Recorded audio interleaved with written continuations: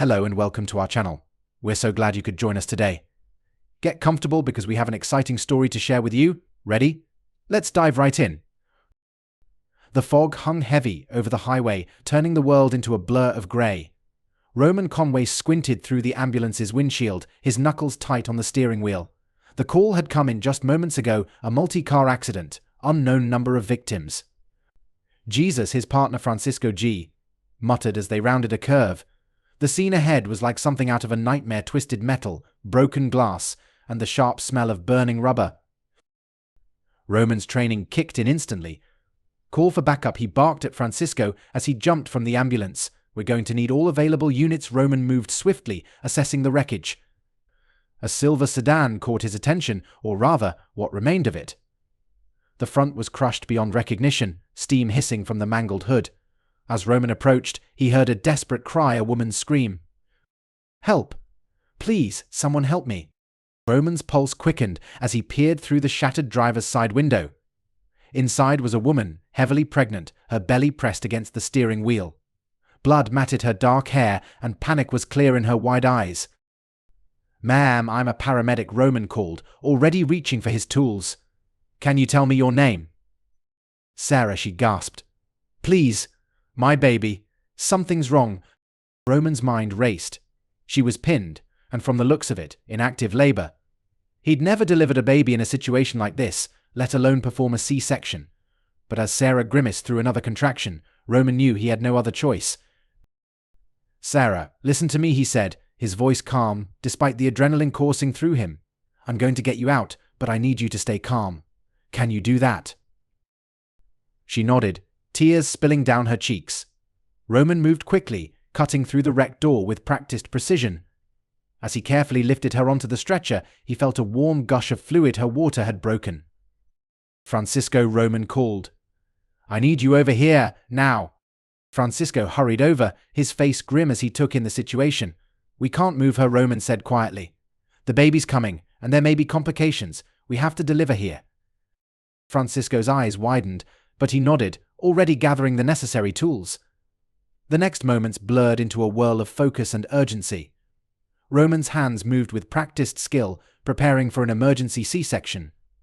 Sarah's screams had subsided to weak groans, her face pale from shock. "Stay with me," Sarah, Roman murmured as he made the first incision. "You're doing great." Time felt both endless and fleeting. Roman barely registered the chaos around them, the wail of sirens, shouts from other responders. His entire world had shrunk to the woman before him, her unborn child, and his steady hands. Then, finally, a cry cut through the air. Roman lifted the tiny, wriggling infant, a wave of relief washing over him. "It's a girl," he said, his voice thick with emotion. "She's perfect, Sarah." As he placed the baby on Sarah's chest, Roman noticed the gathering crowd, other paramedics, police, even some of the less injured victims. They all watched with expressions of awe and relief. In that moment, Roman felt a profound sense of purpose. This, he thought, was why he did the job. This was what it meant to make a difference. When Roman finally returned home, the house was eerily quiet.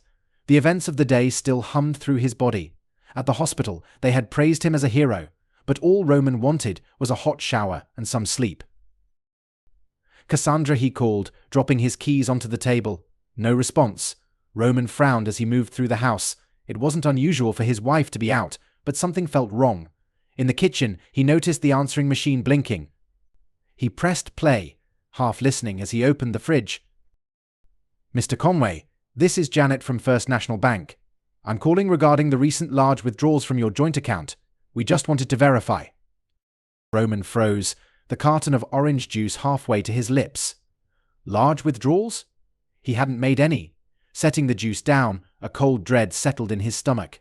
Now that he thought about it, Cassandra had been acting distant lately, vague about where she'd been, more secretive than usual. With growing unease, Roman booted up their shared computer. As he accessed their bank accounts, the transactions stood out glaringly: thousands of dollars withdrawn over the past months, along with charges from expensive hotels he didn't recognize. His hands shook as he closed the browser. This couldn't be happening, not to them, not to him. But the signs were all there, ones he had seen countless times with the broken families he encountered on the job. With a heavy heart, Roman made a decision. He would install security cameras in the house just to be sure, just to get proof. As he carefully placed the small devices, he felt a part of himself harden. Whatever was coming, he would face it. After all, he saved lives for a living. He could save his marriage too, or at least he hoped. The annual Conway family reunion was in full swing, laughter and the smell of barbecue filling the backyard. Roman moved through the crowd, forcing a smile as he greeted relatives. Across the yard, Cassandra was chatting with his sister, Monique. Roman watched her carefully, searching for any signs of guilt or unease, but she laughed, seemingly carefree, as if nothing was wrong. Monique was the picture of a gracious hostess, effortlessly keeping up appearances when Roman's nephew, Tommy, dashed towards him with a water gun. "Come play with us," Uncle Roman Tommy exclaimed excitedly. Roman was about to join in when a disturbance by the gate caught his attention. His stomach tightened as he recognized the figure stumbling in Louis Kaufman, the smooth-talking pharmaceutical rep who had been lurking around Cassandra's office. From his unsteady gait, it was clear that Louis was drunk. "Where is she?" Louis slurred, rudely pushing past a startled Aunt Edna. "Where's Cassandra?" Roman quickly moved to block Louis from going any farther into the yard. "Louis," he said, keeping his voice firm but low, "you need to leave. Now." But Louis wasn't backing down. He shoved Roman, making him stumble. "You're an idiot," Conway Louis spat, his words dripping with venom. "Cassandra's been mine for years. Ever wonder why your kids look nothing like you?" Roman's world tilted as a rush of fury surged through him, but even as the rage and pain welled up, a part of his mind remained clear. Slowly he reached into his pocket and pressed the button on the recording device he had been carrying. Meeting Louis's bloodshot gaze, Roman said, his voice eerily calm, "Thanks for publicly admitting to paternity fraud, Louis." Louis's face twisted with anger, and he lunged at Roman, fists swinging. But Roman sidestepped, watching with grim satisfaction as Louis's momentum carried him headfirst into the picnic table. The sickening crack of Louis's face hitting the wood echoed in the stunned silence that followed. Blood poured from his mouth as Roman turned to face his gathered family. Cassandra stood frozen, her expression a mixture of horror and guilt. "Party's over," Roman declared, his voice cutting through the shocked crowd. "It's time for everyone to go home." As relatives began to file out in disbelief, Roman felt a strange sense of calm settle over him. The worst had happened, yet he had faced it and survived. Now, it was time to fight. Arthur Lowe's office exuded wealth and discretion, with its mahogany furnishings and leather accents. Roman sat across from his old friend, feeling the weight of betrayal on his shoulders. "You're sure about this?" Arthur asked, his fingers steepled in thought. "Once we file, there's no going back." Roman's jaw clenched. "I'm sure. You've seen the evidence." Arthur sighed, reaching for a thick manila folder. "I have. The bank statements, hotel receipts, security footage, it's more than enough to prove infidelity. But the paternity fraud," Arthur hesitated. Roman's voice dropped to a whisper. "That's more complicated." Arthur nodded.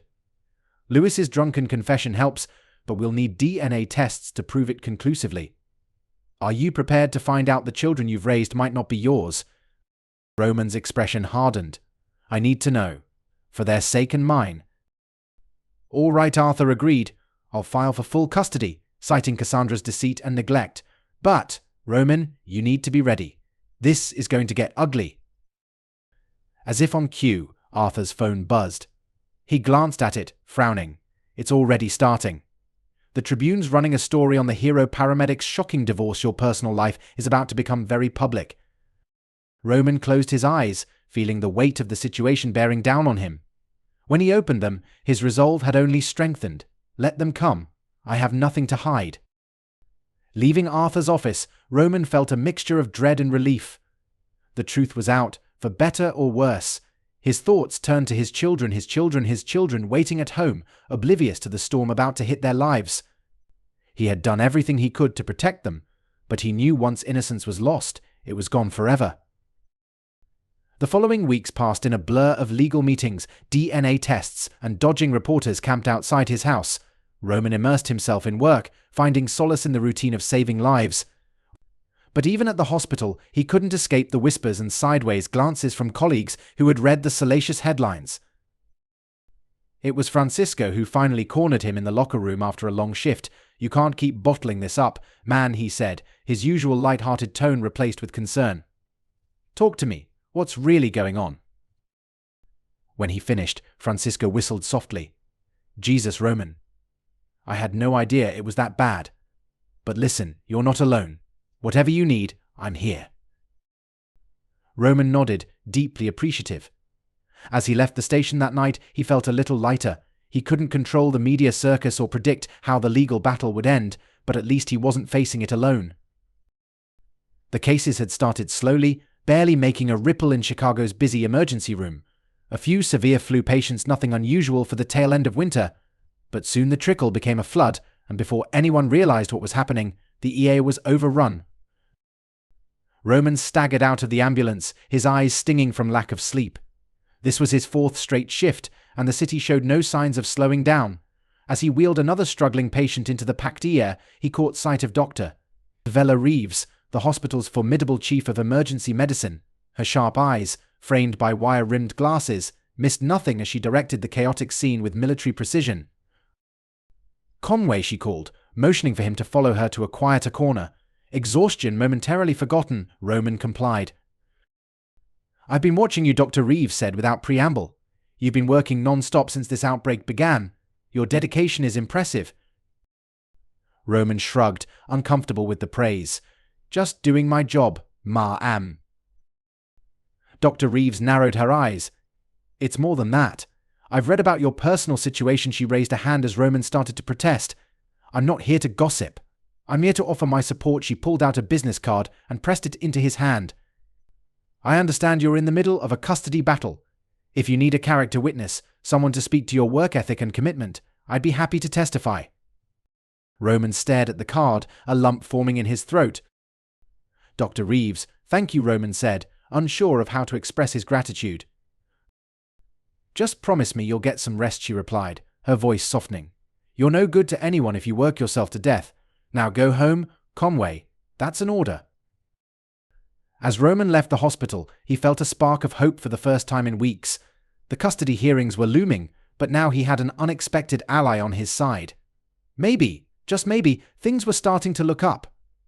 Yet, even with that optimism, he couldn't shake the nagging suspicion that Cassandra and Lewis weren't done playing dirty. He had to be vigilant, ready for whatever tricks they might pull next.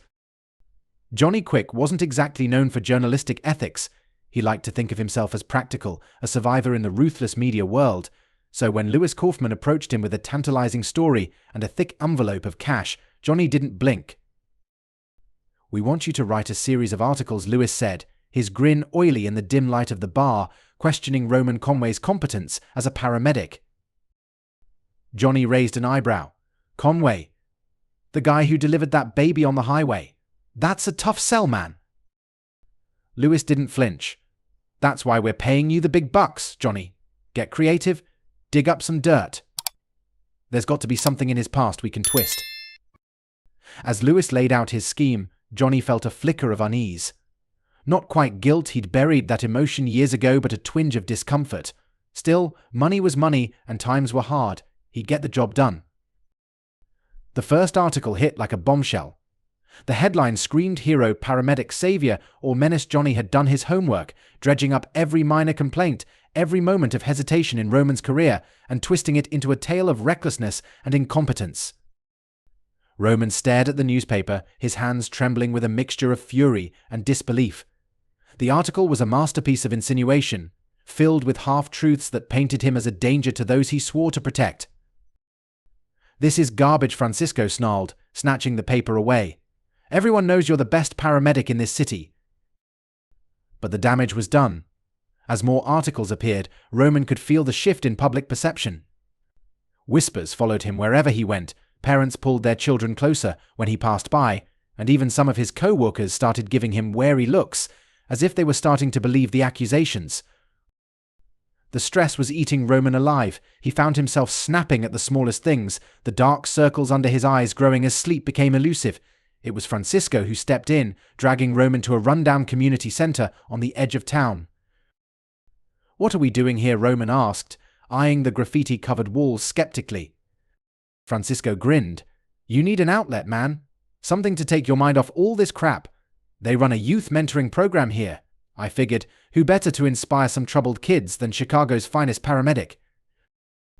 Roman opened his mouth to argue, but Francisco was already pushing him through the door. Inside, a group of teenagers lounged on mismatched furniture, eyeing the newcomers with curiosity and suspicion. "Listen up, you little troublemakers," Francisco announced cheerfully. "This is Roman Conway. He's going to be volunteering with us for a while. Try not to scare him off, all right?" As the teens gathered around, their initial wariness faded, giving way to genuine interest. Roman felt something shift inside him. In this dingy community center, he wasn't the subject of scandalous headlines or vicious rumors. He was just a guy with some stories to share and lessons to teach. For the first time in weeks, Roman felt the tightness in his chest begin to ease. He couldn't control the media or the outcome of the custody hearings, but here he could make a difference. And maybe, just maybe, that would be enough to get him through the storm. Weeks passed, and Roman fell into a new routine: work, custody hearings, and evenings at the youth center. The articles kept coming, each more outlandish than the last, but Roman found himself caring less with every passing day. He had bigger battles to fight. It was at the community center that he met Rosalie, a no-nonsense social worker with kind eyes. She didn't seem to care about the rumors or the headlines. She only saw a man trying to make a difference. "You're good with them," she commented one evening, watching as Roman demonstrated basic first aid to a group of teens. "They respond to you." Roman shrugged, a small smile tugging at his lips. "They're good kids. They just need someone to believe in them." Rosalie nodded, her expression thoughtful. "Sometimes that's all any of us need." As they stood watching the teens practice CPR on battered mannequins, Roman felt something stir inside him, a spark of hope. Whatever challenges lay ahead, he knew he would face them head-on. After all, saving lives was what he did best. Monique Conway had always been the family's rebellious spirit. While Roman walked the straight and narrow, she zigzagged through life, leaving behind broken hearts and unpaid tabs. But when it came to her big brother, Monique was fierce. The C-bar on the outskirts of Chicago was her turf. She nursed a whiskey, her sharp eyes scanning the crowd, when Cassandra and Louis walked in. Monique nearly choked on her drink. What the hell were they doing here?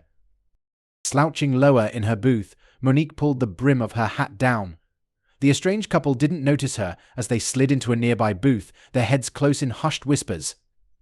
Curiosity got the better of her, and she moved casually to the jukebox, pretending to flip through songs while straining to catch bits of their conversation. "We're running out of options," Cassandra hissed. "The custody hearing is in 2 weeks, and that idiot Dr. Reeves is going to testify for Roman." Louis knocked back a shot, his frustration evident. "We need something bigger, something that'll destroy his credibility for good." Cassandra's next words sent a chill down Monique's spine. "What about the drugs at the hospital? If we make it look like Roman's been stealing?" Louis's eyes gleamed with malicious delight. Plant some stolen meds in his paramedic kit. A conviction like that would ruin him, both professionally and in the custody case. "Exactly," Cassandra purred. "I still have access to the house. I can easily slip something into his kit before his next shift." Monique's hand froze on the jukebox. This was a disaster, a real disaster. Monique knew she had to warn Roman immediately. As she slipped out of the bar, her mind raced. She'd made plenty of mistakes in her life, but she'd never sunk so low as to frame someone for a crime. The thought that Cassandra could do something so vile to Roman, the father of her kids, made Monique's blood boil. She fumbled for her phone, almost dropping it in her rush to call Roman. When his voicemail picked up, she cursed under her breath. "Roman, it's Mo. Call me back ASAP. It's about Cassandra and Louis. They're up to something, and it's bad." Monique paced outside the bar, chain-smoking as she waited for Roman to return her call. When her phone finally buzzed, she nearly jumped out of her skin. "Mo, what's going on?" Roman's voice was tense. "We've got a big problem, bro," Monique said, her voice low. "I just overheard Cassandra and Louis planning to frame you for stealing meds from the hospital. They're going to plant stolen drugs in your kit." There was a long pause on the other end of the line before Roman's voice came back, cold and resolute. "Tell me everything." Arthur Link's office had become their war room. Roman sat at the head of the conference table, flanked by Monique and Arthur, while Dr. Velma Reeves paced near the window, her normally calm face marked with concern. "This is a serious allegation," Dr. Reeves said, her voice sharp. "If they manage to plant those substances, the consequences could be catastrophic not just for Roman's career, but for the hospital as well." Roman nodded. "That's why we need to catch them in the act. We can't just accuse them without solid proof. They'll deny everything, and it'll look like I'm trying to smear them out of revenge." Arthur leaned forward, his lawyerly mind already crafting a plan. "We need to set up a sting. Let them believe their plan is working, and then catch them red-handed." "It's risky," Monique argued, her voice tight. "What if something goes wrong? Roman could lose everything." "I don't have much left to lose," Roman said quietly, thinking of his children and the life he'd built. "But I've got everything to gain. I'm tired of reacting. It's time to take the fight to them." Dr. Reeves nodded. "I'll coordinate with hospital security. We'll install hidden cameras in the locker room. Roman, you'll need to act normal. Don't give them any reason to think you're onto them." As they finalized the details, Roman felt a strange calm settle over him. For months he had been on the defensive, always a step behind Cassandra and Lewis. Now, finally, he had a chance to take control. The next few days were a masterclass in deception. Roman went about his work at the hospital with the same dedication, all while knowing that his enemies were plotting to destroy him. He could feel their eyes on him, watching for any signs of suspicion.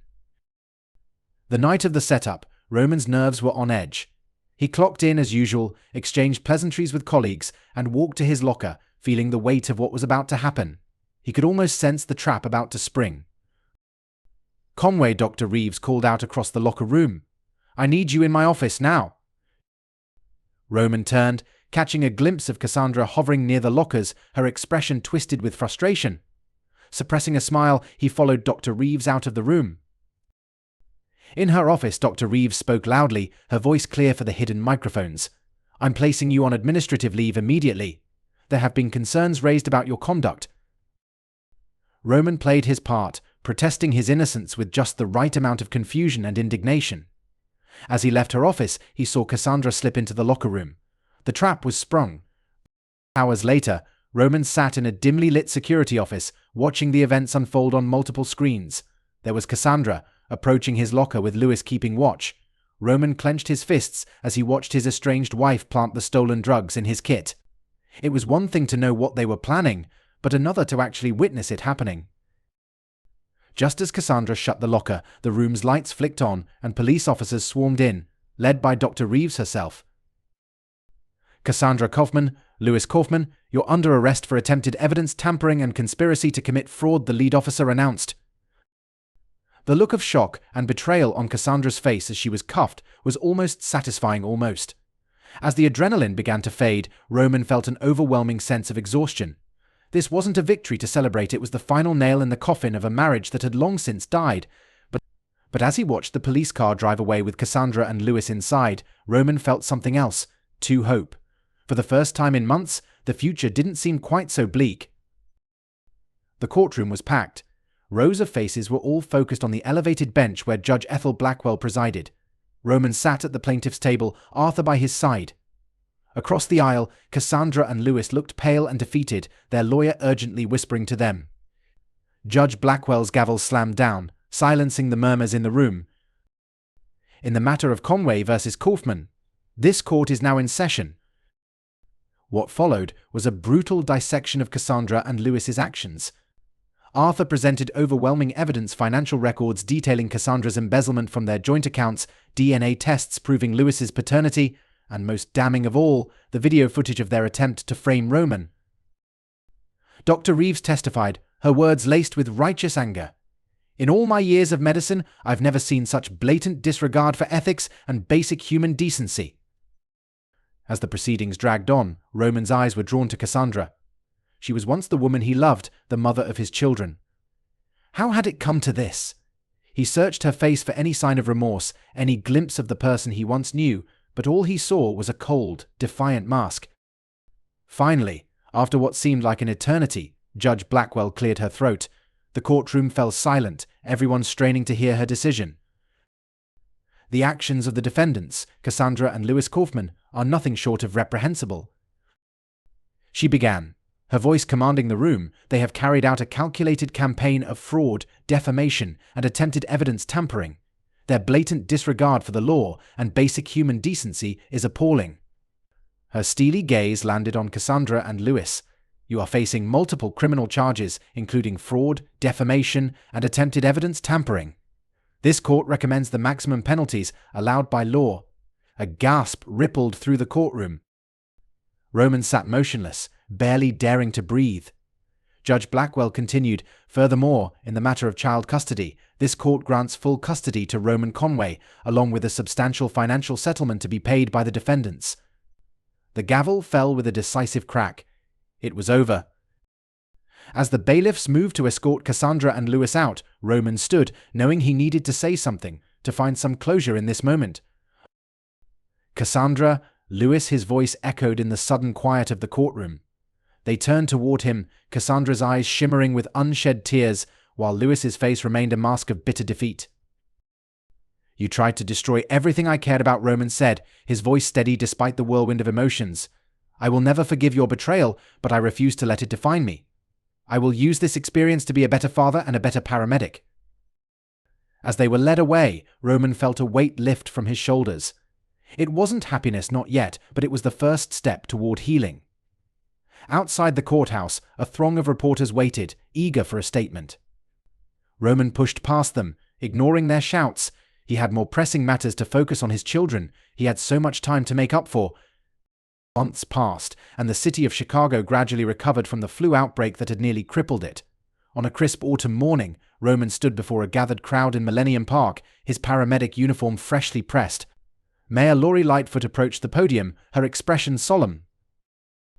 "Today we honor those who went above and beyond during our city's darkest times: paramedics, nurses, doctors, and all the unsung heroes who risked their lives to save others. But one man stands out for his extraordinary bravery and commitment," she said, turning to Roman with a smile breaking her serious demeanor. "Roman Conway, please step forward to receive this commendation for your tireless work during the influenza outbreak." As Roman accepted the award, his eyes scanned the crowd. There was Francisco, grinning widely and giving him a thumbs up. Dr. Reeves stood nearby, her normally stern face softened with pride. Arthur nodded in approval, a rare smile on his face. But it was the front row that made Roman's heart swell. His children sat there, their eyes glowing with pride and love. Standing beside them was Rosalie, the social worker from the youth center, catching his eye with a warm smile and a wink. When the applause quieted, Roman stepped up to the microphone. He looked out at the sea of faces, feeling the weight of everything he had endured. "Thank you," he began, his voice calm. "This award is a great honor, but the real heroes are the people of Chicago, the patients who fought to survive, the families who supported them, and my fellow first responders who never gave up, no matter how hard it got." He paused, gathering his thoughts. "This past year has been one of the most challenging times of my life. There were moments when it felt like I was losing everything: my marriage, my children, my career. It all seemed to be slipping away." His gaze landed on his children, their faces mirroring his own determination. "But I've learned something important. Strength isn't measured by the challenges we face, but by how we respond to them. Every setback, every betrayal, every doubt, they're all chances to grow stronger, to become better." He smiled, feeling a deep sense of peace settle over him. "Today I stand here not as a hero, but as a man who's been given a second chance. A chance to be a better father, a better paramedic, and a better person. And I promise I won't waste it." The crowd erupted into cheers as Roman stepped back from the podium. He made his way to his family, scooping his youngest into a tight hug as the others crowded around. Rosalie squeezed his hand, her eyes shining with pride and something more: a promise of a future built on trust and love. Roman had walked through the fire and come out the other side. He had lost so much but had gained even more. Surrounded by the people who mattered most, he knew that whatever lay ahead, he was ready to face it not alone, but with the strength of family, friends, and a community that had seen him at his lowest and helped him rise. The road ahead wouldn't be easy. There would be tough conversations with his children, long nights of self-doubt, and the ongoing challenge of rebuilding trust. But for the first time in a long time, Roman felt truly hopeful. He had weathered the storm and emerged stronger for it. As the ceremony wound down and the crowd began to disperse, Roman looked out over the Chicago skyline. This city had seen him broken, but it had also seen him rise. Whatever the future held, he was ready one day at a time, one life at a time. Roman Conway would continue doing what he did best, saving lives and making a difference. The end. Thank you for watching. If you enjoyed this story, please like, subscribe, and share your thoughts in the comments. See you in the next video.